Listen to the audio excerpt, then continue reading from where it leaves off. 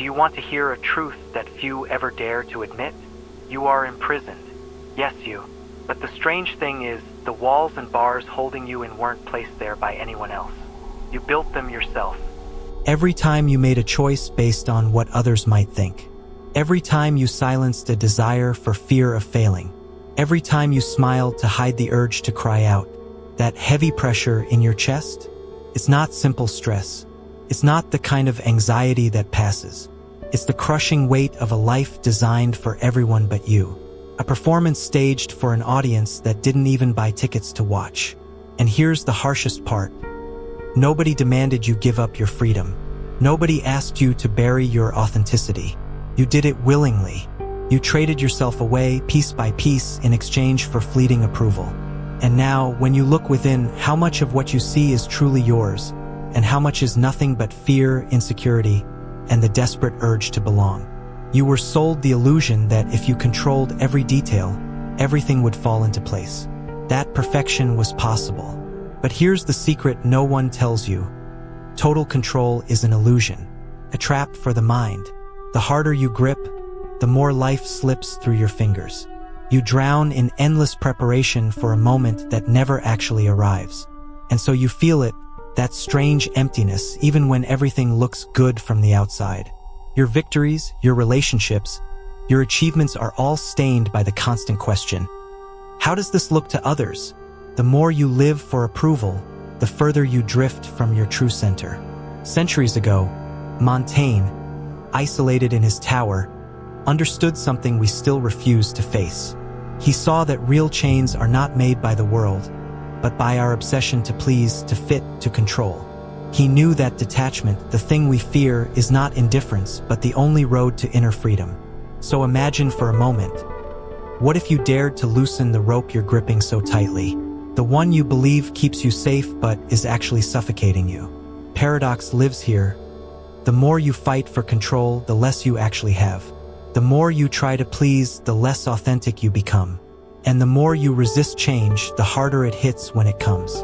The world has never been under your command, and it never will be. Accepting this is not weakness, it's wisdom. Life, unpredictable and chaotic, asks something terrifyingly simple. Let go. Release the need for applause. Release the fear of failing. Release the mask you built to shield yourself from judgment. Picture who you would be if no one ever judged you again. That version of you, the one free from constant fear, is who you truly are. But here's the darker truth. You fear letting go because you don't know who you are without the chains. You suspect that if you stripped away all the borrowed pieces, there would be nothing left. But Montaigne's whisper echoes. Only by shedding what you are not can you finally see what you are. The freedom you crave sits on the far side of your fear. It isn't hidden in books, advice, or mystical secrets. It waits here, right now, for you to say, I no longer need anyone's approval. I no longer need to control what cannot be controlled. I no longer need to pretend. So what will you do? Keep clinging to control, knowing each day steals more of your essence? Or risk the terrifying leap into a freedom that feels dangerous but alive? This is the philosophy of detachment, the path toward inner liberty that overturns everything you think you know about yourself. The road is unsettling, yes, but the only thing scarier than walking it is staying where you are. You've been told all your life to chase goals. But what if you realized most of those goals were never truly yours? What if you've spent years climbing ladders someone else placed before you, only to reach the top and discover you're staring at a view you never wanted? We are addicted to the idea of success. But have you ever asked, success by whose definition? Perhaps you've already checked off the boxes, studied the right subject, worked in the right place, surrounded yourself with the right people. And yet, something feels missing. That restless emptiness? That's your real voice, the essence you've ignored for too long. Montaigne found it in solitude. That true success has nothing to do with status, possessions, or recognition. Real success means living in alignment with your own nature. But to do that, you must uncover who you are beneath the mask. You've played roles for so long you don't even notice the effort it takes to sustain them. But the mind notices, and eventually something inside rebels, shattering the performance. Here's a difficult truth. As long as you hide behind roles, you'll never know peace. The emptiness, the stress, the anxiety, they're not accidents. They're the inevitable cost of living for others. And still, most people choose the comfort of the cage over the uncertainty of freedom. They accept a half-life, numbed by routine, afraid to risk authenticity. And you? Where do you stand? Will you keep choosing safety over truth, or dare to face yourself? Routine feels safe, but it steals the essence of your freedom. Freedom is not doing whatever you want whenever you want.